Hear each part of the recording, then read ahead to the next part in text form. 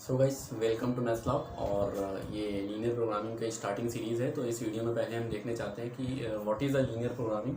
और अच्छी बात ये है कि इसमें जब अब हम पढ़ेंगे तो डेली लाइफ में यूज़ होने वाले एग्जांपल्स के थ्रू हम क्वेश्चन को सॉल्व करना सीखेंगे, कॉन्सेप्ट को सीखेंगे, तो इंटरेस्टिंग फील आएगा ये।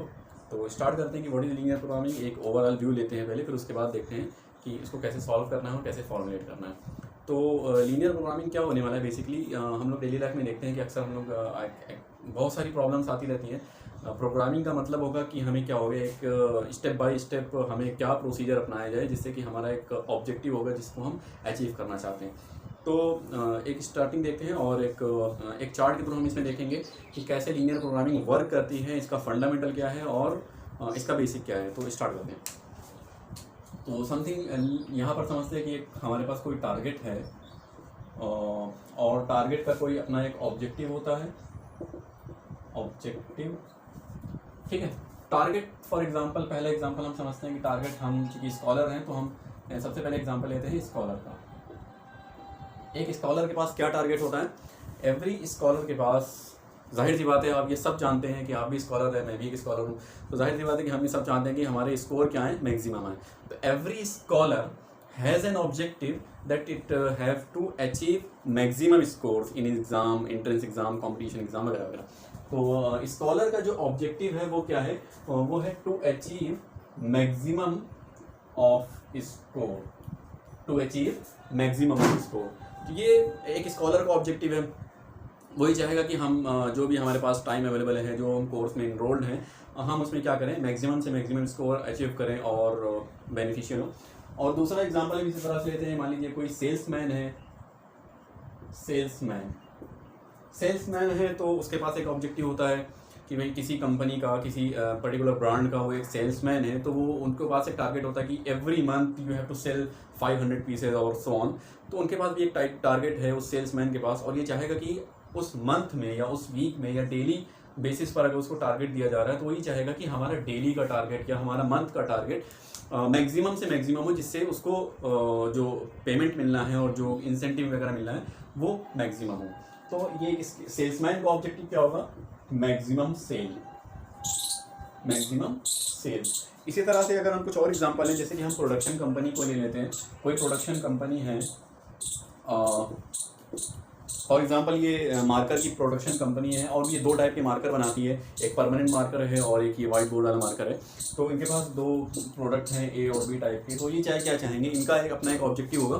क्या ऑब्जेक्टिव होगा कि हर वीक या हर डे या पर मंथ उनका ऑब्जेक्टिव ये होगा उस प्रोडक्शन कंपनी का कि हम किस तरह से अपने मार्कर्स को कितने कितने पीसेस बनाएं और क्या करें, ऐसा सारा प्रोग्राम जिससे कि हमारे मार्कर्स की जो सेल है वो सेल मैक्सिमम से मैक्सिमम हो जाए। तो ये प्रोडक्शन कंपनी का अपना एक टारगेट होगा। उसका ये टारगेट होता है कि हमारा जो प्रोडक्ट है वो मैक्सिमम सेल हो और मैक्सिमम हमें प्रॉफिट दे, ठीक है। एक और एग्जांपल, तो यहाँ पर ये सारे, यहाँ पर क्या होगा, प्रोडक्शन का मैक्सिमम रेवेन्यू इनको मिलना चाहिए, मैक्सिमम। एक लास्ट एग्जांपल और देखते हैं जिसमें हम जो हमारा टारगेट होगा वो एक कंज्यूमर का टारगेट होगा। तो कंज्यूमर क्या होता है? किसी भी सर्विस को या किसी भी प्रोडक्ट को बाय करने वाला। मान लीजिए वो कंज्यूमर ट्रैवलिंग सर्विस को लेना चाहता है, उसको बाय करना चाहता है, तो उसका टारगेट क्या होगा? उसका टारगेट ये होगा कि हमारी ट्रैवलिंग कॉस्ट जो है वो कम से कम आनी चाहिए। जो हमारे डेस्टिनेशन से, डेस्टिनेशन एक्स से डेस्टिनेशन वाई तक के जाने की जो ट्रैवलिंग कॉस्ट है वो मिनिमम होनी चाहिए। ये उस कंज्यूमर का एक टारगेट होगा। कंज्यूमर का टारगेट क्या होगा? Minimum cost of that service या गुड। और ऐसा नहीं कि केवल टारगेट सेट कर लिया और मैक्सिमम और मिनिमम करने लगे। अब हमारे पास कुछ लिमिटेशंस भी होती हैं। लिमिटेशंस देखते हैं क्या होता है। जो भी स्कॉलर था उसका सबसे पहला टारगेट था to acquire the maximum score. Objective की बात कुछ चीज़ें आती हैं जो कि हमारे पास लिमिटिंग फैक्टर होते हैं। What are the limiting factors? Limiting factors जिनको हम इस लैंग्वेज में हम बोलते हैं कंस्ट्रेंट्स। तो देखते हैं कि क्या कंस्ट्रेंट है, एक स्कॉलर के पास क्या कंस्ट्रेंट हो सकता है। अब अगर उसको स्टडीज़ करनी, तो ऐसा तो नहीं कि ना वो सुबह से शाम तक के 24 घंटे में 24 घंटे पढ़ाई करेगा और अपना मैक्सिमम स्कोर ले आएगा, ऐसा नहीं है। सबके पास डेली रूटीन होता है। किसी को कहीं जाना है, कोई पार्ट टाइम जॉब कर रहा है या कुछ भी कर रहा है, अपनी स्टडीज़ कर रहा है या और भी दूसरी चीज़ें। तो सबसे पहला जो सबसे ज़्यादा कॉमन कंस्ट्रेंट है वो होता है टाइम कंस्ट्रेंट। तो एवरी स्कॉलर के पास एक टाइम कंस्ट्रेंट होगा। टाइम की उसके पास लिमिटेशन होगी कि हमारे पास दिन में 24 आवर्स में दिस और दिस स्लॉट ऑफ टाइम्स हैं जिसमें हम स्टडीज़ कर सकते हैं। अब उसका क्या प्रोग्राम, अब वो प्रोग्राम बनाएगा कि भाई हमारे पास जो सुबह के 2 घंटे हैं, शाम के 2 घंटे हैं और उसके बाद रात में 1-1.5 घंटा जो भी हम पढ़ना चाहते हैं, तो इसमें हम किस तरह का प्रोग्राम बनाएं और कैसे अपने शेड्यूल को मैनेज करें कि हम ज़्यादा से ज़्यादा स्टडीज़ कर सकें। और अब जाहिर सी बात है कि हम एक आइडियल कंडीशन है करके चलेंगे, अगर ज़्यादा स्टडीज़ करेंगे तो ज़्यादा मार्क्स आएंगे, ये आइडियल कंडीशन है। लेकिन फिर भी तो हम ये पर मैनेज करेंगे कि क्या कैसा हमारा रूटीन होगा, कैसा हमारा शेड्यूल होगा जिससे हम मैक्सिमम मार्क्स लेकर के आ जाएँ। उसके बाद सेल्समैन का क्या होगा, सेल्समैन का ऑब्जेक्टिव था मैक्सिमम सेल। तो क्या इनके पास कोई ऑब्जेक्टिव, कोई लिमिटेशन नहीं होंगी? ऑब्वियसली इनके पास भी लिमिटेशंस होंगी। इनके पास टाइम लिमिटेशन, जैसे कि इनके पास भी टाइम लिमिटेशन तो आई थिंक कि जितने भी ऑब्जेक्टिव होते हैं सबके पास होगी मोस्टली। तो सेल्समैन के पास भी एक टाइम की लिमिटेशन होंगी। टाइम लिमिटेशन कैसी होती है, जैसे कि इनको एक टारगेट दिया जाता है कि मैक्सिमम सेल्स तो आपको करनी है हमारे प्रोडक्ट की, लेकिन आपके पास एक टारगेट है 1 मंथ का। तो 1 मंथ का टारगेट है। अब 1 मंथ में जाहिर सी बात है कि एक कांस्टेंट नंबर ऑफ सेल ही कर पाएंगे, ऐसा नहीं कि बस हम करते चले जाएं। तो 1 मंथ में एक specific constant number of cells ही कर पाएंगे। तो ये हमारे पास टाइम पीरियड इनके पास कंस्टेंट होगा। दूसरी चीज़ ट्रैवलिंग भी प्रॉब्लम हो सकती है कि भाई ट्रैवलिंग कंस्ट्रेंट भी हो सकता है कि हम पर डे इससे ज़्यादा ट्रैवल नहीं कर सकते, हमारे पास व्हीकल है, पेट्रोल वगैरह का खर्चा है वगैरह वगैरह, और उसकी सेल्स कम होनी है। तो वो क्या चाहेगा कि भाई हमारा टाइम भी कम से कम लगना चाहिए, ट्रैवलिंग कम से कम हो जिससे कि सेल्स ज़्यादा से ज़्यादा हो। तो ऐसे लोकेशन में वो जाएगा जहाँ पर ज़्यादा डेंसिटी हो पीपल्स की और ज़्यादा लोग उसके प्रोडक्ट को बाय करें। तो ये उसकी अपनी प्रोग्रामिंग होगी। तो ये क्या हो रहा है कि अपने टारगेट को अचीव करने के लिए, अपने ऑब्जेक्टिव को अचीव करने के लिए उनके पास कुछ कंस्ट्रेंट हैं जिनको सामने रख कर, ये दीज आर द बाउंड्रीज कि आप इनसे बाहर नहीं जा सकते, इनके अंदर, इस दायरे के अंदर रहते हुए अपने ऑब्जेक्टिव को गेन करना है। तो यहाँ पर सेल्समैन की 2 कंस्ट्रेंट होगी, बहुत कॉमन सी कंस्ट्रेंट टाइम की और ट्रैवलिंग कंस्ट्रेंट, और भी हो सकता है। इसी तरह से प्रोडक्शन जो कंपनी है, जो मार्कर जो हमने एग्जांपल लिया था, तो एवरी जो प्रोडक्शन कंपनीज है, क्या उनके पास कोई रिस्ट्रिक्शन नहीं होगी? उनके पास क्या रॉ मटेरियल की कोई कंडीशन नहीं होगी कि आप जितना चाहे रॉ मटेरियल यूज़ कर सकते हैं? क्या उनका अपना कोई बजट नहीं होगा? ऑब्वियसली होगा। उनके पास क्या होगा, अपनी प्रोडक्शन कंपनी का एक बजट होगा कि भाई हमें इतना अमाउंट है, हम इतना अमाउंट में ही प्रोडक्शन करेंगे, फिर उसको सेल करके हमें रेवेन्यू कमाना पड़ेगा। तो उनके पास एक सबसे पहला जो लिमिटेशन आएगी प्रोडक्शन कंपनी के पास, वो आएगी उनके बजट की। एक कंस्ट्रेंट तो ये हो गया। इसके बाद और क्या हो सकता है? बजट के बाद अब प्रोडक्ट हम मैन्युफैक्चर कर रहे हैं, तो मैन्युफैक्चरिंग के लिए हमारे पास मशीन्स होंगी। उन मशीन्स का अपना एक क्राइटेरिया होता है कि आप पर डे इससे ज़्यादा यूज़ नहीं कर सकते, उसमें इलेक्ट्रिसिटी यूज़ होनी है, और जिस लोकेलिटी में हाँ वो प्रोडक्शन कंपनी है, उसकी मैन्युफैक्चरिंग वो यूनिट है, वहाँ पर इलेक्ट्रिसिटी का थोड़ा प्रॉब्लम है। दिन में कुछ स्पेसिफिक आवर्स में उनको इलेक्ट्रिसिटी प्रोवाइड होती है, या और भी सारी चीज़ें। तो एक सारी चीज़ें क्या हो सकती हैं कंस्ट्रेंट इस प्रोडक्शन कंपनी का बजट के साथ। मैन आवर्स की भी हो सकती है, क्योंकि जो लेबर्स होंगे, जो हमारे पास मैकेनिक्स होंगे, जो इंजीनियर्स उस प्रोडक्शन में लगे होंगे, वो आपके लिए 24 आवर काम नहीं करने वाले। उनका एक अपना शेड्यूल होता है कि भाई हम दिन में इतना काम करते हैं, जाहिर सी बात है इतना ही होगा। तो एक मैन आवर्स की भी एक लिमिटेशन है उस कंपनी के पास कि भाई इससे ज़्यादा हम एक दिन में काम नहीं करा सकते, यूज़ कर सकते हैं। तो मशीन का और इलेक्ट्रिक का बहुत सारा constraint. And the last one is consumer के पास क्या रिस्ट्रिक्शन हो सकती है? इनके पास भी अपना एक बजट होगा। इसका एक एम होता है, लीनियर प्रोग्रामिंग में एक एम होता है to find the optimal solution.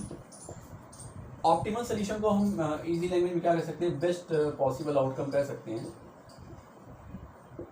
Best possible outcome subject to some constraint. ये है लीनियर प्रोग्रामिंग का एक फंडामेंटल व्यू।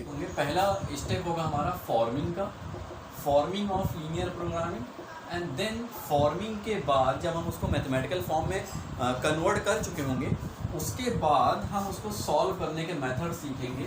तो फर्स्ट प्रॉब्लम होती है जिसमें क्या है कि एक मैन्युफैक्चरर है, क्वेश्चन आपको स्क्रीन पर दिख रहा होगा।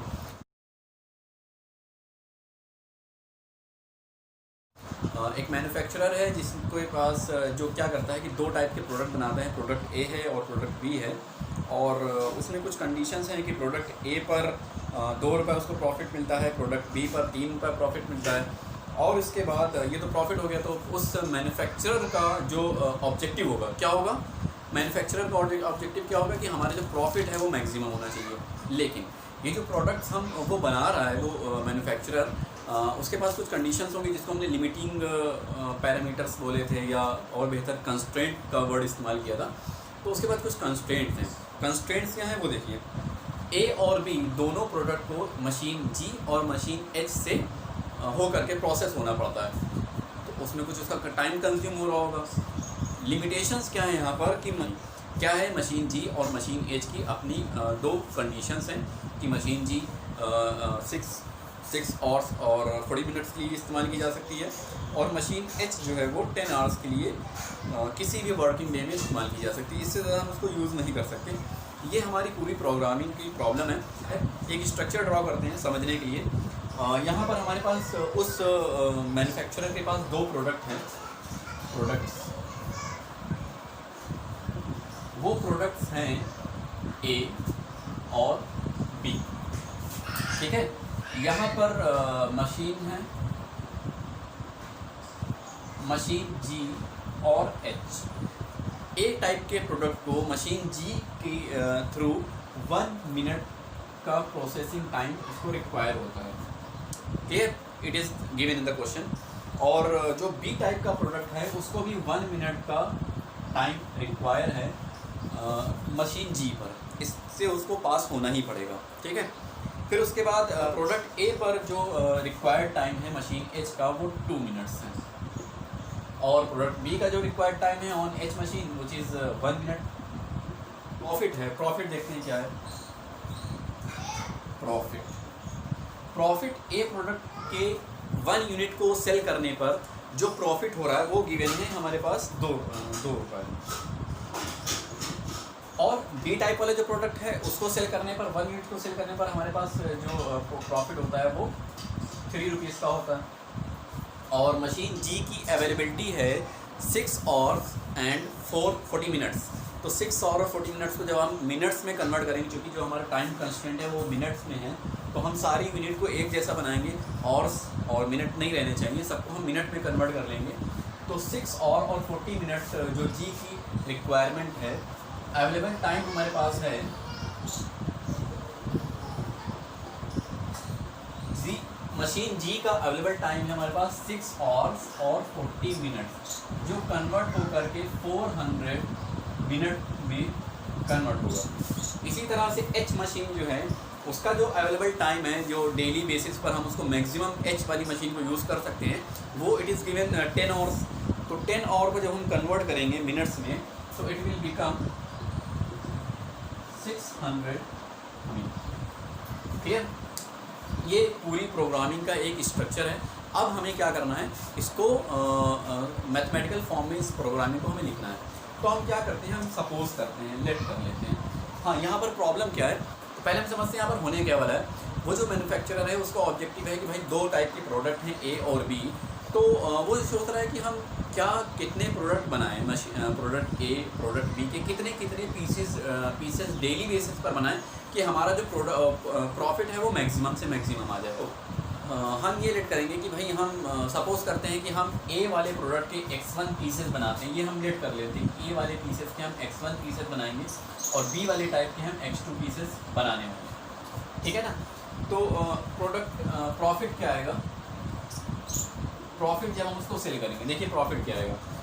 1 यूनिट को ए टाइप के 1 यूनिट को सेल करने पर हमें 2 रुपये का प्रॉफिट मिलता है, ठीक है। तो अगर उसकी x1 यूनिट है तो ए टाइप के प्रोडक्ट को जो सेल करने पर प्रॉफिट आएगा वो आएगा 2 times of x1, that is की 2x1। इसी तरह से प्रोडक्ट टाइप जो बी था उसके 3 रुपये हैं 1 यूनिट के सेल करने पर, और हम उसको प्रोड्यूस करने वाले हैं x2 यूनिट्स। तो टोटल प्रॉफिट जो बी टाइप के प्रोडक्ट को सेल करने पर आएगा वो आएगा x2 × 3, दैट इज़ की 3 ऑफ x2 आएगा। तो ये उसका प्रॉफिट है, और हमें क्या करना है, इसको मैक्सिमाइज करना है। Maximize the profit 2x1 + 3x2, and this is our objective function, जिसको मैंने बोला था इससे पहले, अभी थोड़ी देर पहले, कि एक ऑब्जेक्टिव होता है। तो this is our objective function. अब हम देखते हैं कि जो हमारे पास कंडीशंस थी, लिमिटिंग जो पैरामीटर्स थे, क्या क्या लिमिटेशन थी, उन पर बेस्ड जो मैथमेटिकल फॉर्मुलेशन है वो लोग क्या आने वाला है। तो सबसे पहले तो फॉर्मुलेशन होगा कि x1 और x2, क्योंकि these are the number of product form, तो x1 can not be negative, that is x1 must be positive number. जो क्वांटिटी हमें प्रोड्यूस करनी है भाई x1 की, या तो आप एक क्वांटिटी प्रोड्यूस करेंगे या ज़ीरो करेंगे, तो मिनिमम क्वांटिटी जो हम x1 ए टाइप के प्रोडक्ट की प्रोड्यूस करने वाले हैं वो ज़ीरो होगी। तो ये भी नॉन निगेटिव होगा और ये x2 भी नॉन निगेटिव। अब हम देखते हैं मशीन की जो अपनी लिमिटेशंस हैं क्या हैं। तो time required on machine G, machine G पर कितना टाइम रिक्वायर्ड है। देखिए जी टाइप की मशीन को जो ए टाइप का प्रोडक्ट है वो 1 मिनट कंज्यूम करता है। ए टाइप वाला प्रोडक्ट का 1 यूनिट जी मशीन पर 1 मिनट का टाइम लेता है, ठीक है। और हमें उसका क्या करना है, x1 यूनिट प्रोड्यूस करनी है। तो मशीन जी का जो टाइम हमारा यूज़ हो रहा है वो आ रहा है 1 × x1। सिमिलरली बी टाइप वाला जो प्रोडक्ट है वो भी मशीन जी पर 1 मिनट ले रहा है और उसके हम x2 प्रोडक्ट बना रहे हैं, x2 यूनिट बना रहे हैं। तो जो टोटल टाइम आएगा बी टाइप वाले का वो भी कितना आएगा, x2 आएगा। तो दिस इज 1 × ये क्या है, ये टोटल टाइम है, ये टोटल टाइम है, टोटल टाइम ऑन जी, टोटल टाइम है जी पर, ठीक है। लेकिन जी क्या है, जी जो मशीन है वो हमारे पास हमेशा अवेलेबल नहीं है। वो कितना अवेलेबल है, वो केवल 400 मिनट्स है। तो ये जो टाइम आया है मशीन जी का, it should be less than और इक्वल टू 400 मिनट। तो ये पहली कंडीशन, पहली कंस्ट्रेंट आई हमारी, जो कि मशीन जी की टाइम कंस्ट्रेंट है। सिमिलरली जो टाइम रिक्वायर्ड होगा मशीन एच पर, time required on machine H, वो कितना है वो देखिए। तो एच वाली मशीन पर ए टाइप वाला जो प्रोडक्ट है वो उसकी 1 यूनिट 2 मिनट का टाइम कंज्यूम कर रही है, 2 मिनट का, ठीक है ना। और हम उसको x1 यूनिट फॉर्म कर रहे हैं, तो टोटल टाइम कितना हो जाएगा, 2 टाइम्स ऑफ x1। गुड, क्या आएगा ये, 2 टाइम्स ऑफ x। और बी टाइप वाला जो हमारा प्रोडक्ट था वो 1 मिनट यूज़ करता है h1 पर, और हम उसके कितने पीसेस बना रहे हैं, x2 पीसेस, तो प्लस x2, ठीक है। ये क्या है, ये टाइम है, टोटल टाइम जो कि एच पर हमारा वेस्ट हो रहा है, एच को जो हमें यूज़ करना है। लेकिन एच हमें हमेशा अवेलेबल नहीं है। वो कितना अवेलेबल है, वो 600 मिनट अवेलेबल है। इसका मतलब ये जो टाइम आया है, it must be less than और इक्वल टू 600 मिनट्स, ठीक है।